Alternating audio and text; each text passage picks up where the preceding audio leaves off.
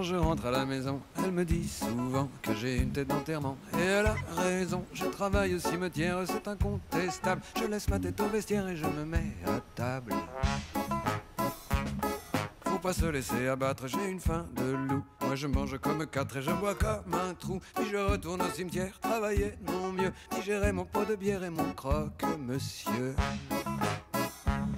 Pendant l'oraison du prêtre, j'ai un petit creux. Moi je pense à ma côtelette, à mon pot au feu, aux premières couronnes de fleurs. J'ai déjà la dent, c'est mon estomac qui pleure à chaque enterrement.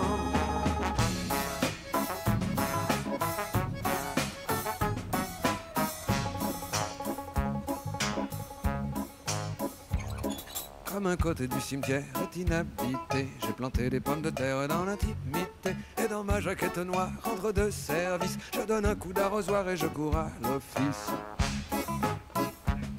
Je gratte, je bine et je bêche, quelle heureuse surprise. Quand je trouve un verre pour la pêche, je range ma prise dans une boîte en fer blanc, le temps est superbe. Voilà un coin épatant pour déjeuner sur l'herbe.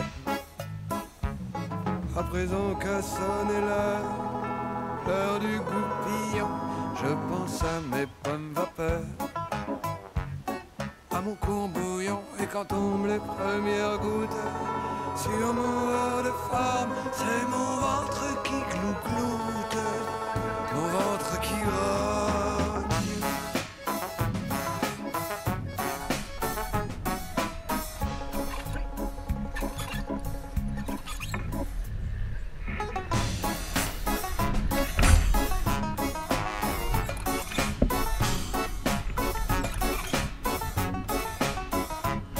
Parfois je croque un oignon, parfois une gousse d'ail, parfois même un champignon est une victuaille. Il faut faire avec, ce n'est pas copieux, car ces oraisons du prêtre on n'en voit pas la queue. Le vent chasse les nuages, c'est providentiel. Un grand disque de fromage tourne dans le ciel. La faim me monte à la tête, j'avale mon chapeau, un bouton de ma jaquette et un pauvre mulot.